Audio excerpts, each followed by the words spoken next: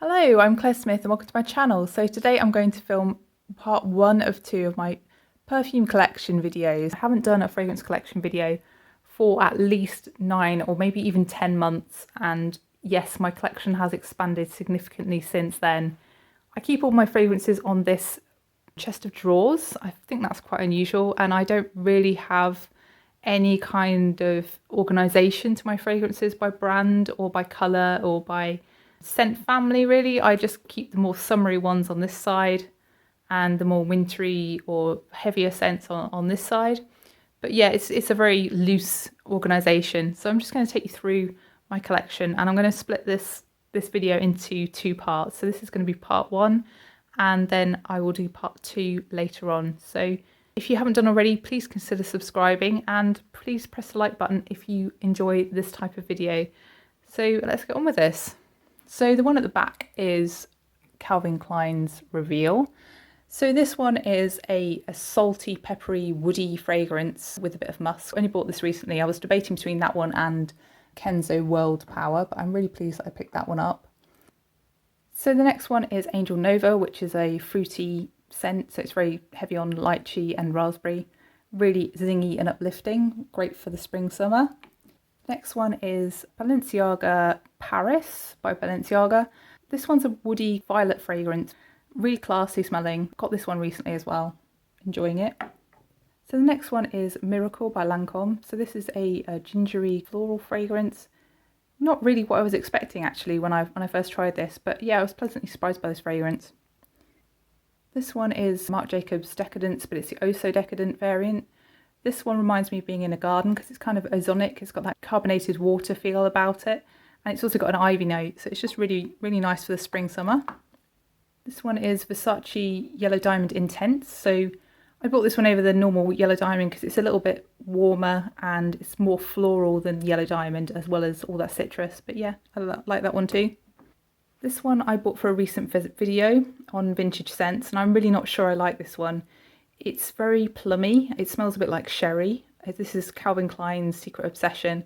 I also really don't like the bottle, so I think this one might be going eventually. The next one is Emporio Armani Because It's You, which is a raspberry rose kind of fragrance. I find it a really convenient, easy reach for work. Wear it quite a bit.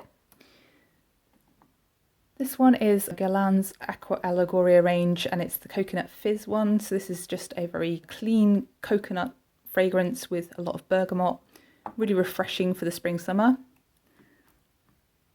This one is Marc Jacobs Daze. This fragrance is mandarin and mirabelle plum with musk. Very girly and feels like something you'd wear with a cotton dress or something like that. This one is a total different kettle of fish. So this one is a unisex scent, and it's very heavy on sage, but it's also very heavy on kind of creamy woods as well. It reminds me of wood panelling and cigars. A little bit kind of incensey smelling as well, but very, very light incense. I'm sure there's probably not incense listed, but it gives me that vibe. This next one is a celebrity fragrance. So this is Beyonce's Heat. This one I'm really not sure about either. This one really reminds me of Secret Obsession by Calvin Klein actually. It's just a sweeter variant really, but yeah, it's plums and musk. It's really not something that I would associate with Beyonce. It's not very young smelling at all. It's not like something that I would imagine her fans would appreciate, but I don't know. It is seductive, I suppose, in a way. So this next one I also bought for the vintage fragrance video. So this is Calvin Klein's Eternity. So it's just a very heavy on the carnation scent. I'm not sure I like this one actually. I think it's a little bit too spicy for me, but I do appreciate the green herbalness of it. It does get a little bit more floral as it dries down, but yeah, I'm just not sure about that one. It's a bit soapy as well. This one is a Tom Ford fragrance. So this is Orchid Soleil, and this one has just a lot of lily. It's a lot of lily, but then it's got a really nice creamy dry down with chestnuts. It's very smooth and creamy. This next one is Alien Extraordinaire by Mugler. So this fragrance is tea and citrus, but over the top of the normal Alien jasmine. Very refreshing.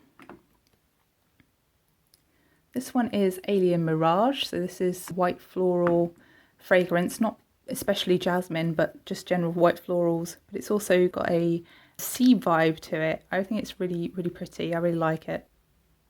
This one is the Alien OG. I think everyone knows how this smells. So this is the classic jasmine amber fragrance. This next one is a total contrast. So this is Daisy Dream by Marc Jacobs. This is just an EDT. It's got a really strong wisteria note in this. It's very refreshing. It's really nice for spring, summer again.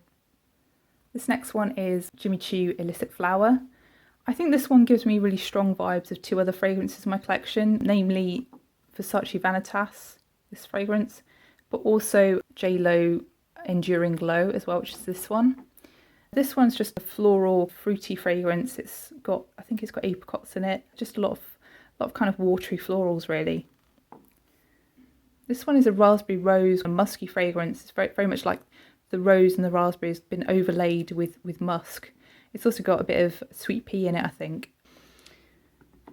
This one is Versace Vanitas EDT. So this is a very watery floral fragrance, so lots of freesia. It's got rose as well. I think it's just really refreshing. I think it's also got tea. Yeah, it's just, yeah, tea. Really nice. This next one is a classic, isn't it? It's one that people love to hate. So this is Daisy. Very iconic fragrance, not much left in my bottle. But yeah, it's a very easy reach fragrance, isn't it? This next one is a unisex scent, or unisex marketed scent, obviously wear what you like, but this is Metal Wave by All Saints. So this one reminds me of pencil shavings, but it just has a really beautiful vanilla dry down. I really, really like this one. I wore this one just the other day. This one is Gucci Bloom Notari di Fiore. This is a flanker of the original Gucci Bloom fragrance, and I'm not a massive fan of Gucci Bloom, but the Notari di Fiore flanker is beautiful. It's got a very indolic edge to it, and it keeps you sniffing. It keeps you wondering whether it's going to turn into something distasteful. You know, indolic fragrances can do that, can't they? But yeah, it's just on that cusp where it's interesting, but it's not horrible, if you know what I mean. I find it fascinating wearing this one. So this one is Enduring Glow by J.Lo. So the bottles of the J.Lo fragrances are supposed to represent her bum, I think. I think that's why it's kind of bulbous at the bottom. But yeah, this one just gives me total illicit flower vibes and a little bit Versace Vanitas vibes. It's very clean and floral and watery kind of fragrance. This one is a total unicorn, isn't it? It's one that people search for and want. And yeah, I was lucky enough to come across it at a very good price, so I snapped this one up. So this is Truth or Dare by Madonna. So this is the classic white floral combination of gardenia and tuberose. And I would say it's very, very similar to the Tom Ford Orchid Soleil, actually. This one is just a little bit less sweet. It's a little bit more serious feeling, I would say, Truth or Dare. But yeah, I totally wouldn't have clocked this one for Madonna's taste, really. But yeah, I love this fragrance. I don't wear it that often. I have to be in the mood for it because it's very loud. But yeah, if you like gardenia and tuberose, this is definitely one to try if you can find it. This one is Womanity by Mugler. I've got a really old bottle and I think that the newer bottles are very different. This one is a fig fragrance with a lot of salty notes. So it's supposed to have caviar in it, but I really don't get anything fishy or caviar smelling about it. It's just a bit salty fig. Yeah, I like this one. I know that it's controversial and a lot of people don't like it, and maybe the reformulation has made it different, but yeah, I like the original formulation anyway. This one is Glossier You. This one I've really fallen in love with. It's really something you can wear when you don't know what to wear because it just becomes quite a skin scent and you can't really smell it, but other people can smell it on you. And yeah, it's a real compliment getter for sure. It's really musky and it's just kind of clean smelling. It can be a little bit woody as well sometimes, but yeah, this one is definitely one of my favourites. That's Glossier You. This next fragrance is Ralph Lauren Romance. So this is a rose fragrance, but it's also got watery florals in again. It's very much, you know, of its time. I think it was released in 1998. It's a little bit soapy as well, but very clean smelling. Definitely something that you could wear for a wedding. It seems like a very classic scent. But yeah, Ralph Lauren Romance. So getting to the centre of my collection, this is really the core of what I actually owned before I started YouTube. I did have a few more than this, but these ones really were my collection. It's very basic, I know, but that's just how it is, isn't it? So this one is Diesel's Loverdose. So this is a licorice scent, but it's very, very sweet with lots of vanilla. It's definitely something, if you love licorice and you love gourmand scents, you will probably love this one. Everyone talks about the Red Kiss, don't they? But I just really love the original. And I love the bottle as well with the heart, with the dagger in. It's really, yeah, it's really teenage. I just love it. I just think it's so over the top. This next one is also one people love to hate. So this is Black Opium, the original EDP. Don't really need to explain what this one is, really, do I? It's the coffee vanilla fragrance with a lot of patchouli. People say it doesn't last. I can kind of understand that maybe it doesn't last as long as some other fragrances, but I wouldn't say it doesn't last. I think it lasts enough. This one I actually decluttered, but I've kept because my dad gave me this one. But I'm really not a fan of J'adore by Dior. It feels a little bit old school to me, this one. And I'm not saying I don't like old school fragrances, but this one, I don't know, it just reminds me of I don't want to be rude, it reminds me of toilet freshener. I think it's the apple and the melon in this with the florals. Yeah, I don't know, there's something about it that I'm not quite sure about, but yeah, I keep it because my dad gave it to me, and you know, I don't want to declutter it because it's sentimental. This next one is Lola. So I've actually gone through a bottle of Lola already, and this is my second bottle. This is a fragrance that my husband bought me years and years and years ago, and it's one of the first things that he bought me, one of the first three fragrances that he bought me, so that one's kind of special, so that's why I keep a bottle of Lola. That's a rose peppery scent. I think it's been discontinued a couple of years ago. It's getting quite hard to find now, and the bottles are definitely going up in price. This one is another one people love to hate, but this is one I fell in love with smelling it in a store. I remember just having to go back and go buy it. This one is a soapy, very artificial smelling fragrance. It's got a lot of ambroxan, so if you don't like ambroxan, I'd stay well away from this one. To me, it smells like you're in a bubble bath. It's just really refreshing. I really like the combination of the notes in this fragrance. That's Kenzo World. I also really like the bottle. I know a lot of people don't like the bottle, but I think it's freakish. This one is called And Other Stories Sardonyx Fire. This one, it was formulated by Jerome Epinette, and it's part of the original collection of And Other Stories fragrances. I think these were passed over by a lot of people. I used to really love going into And Other Stories and trying all their scents. I really liked Fig Fiction as well, but I'm a massive fan of Fig, so that's probably explaining that one. This one is a rose amber fragrance with a lot of saffron. It reminds me of Decadence in a way. It's got a lot of saffron in it, so I think that's probably why. So then going to the back here, I've got a little 10ml of Shea and Blue White Peaches.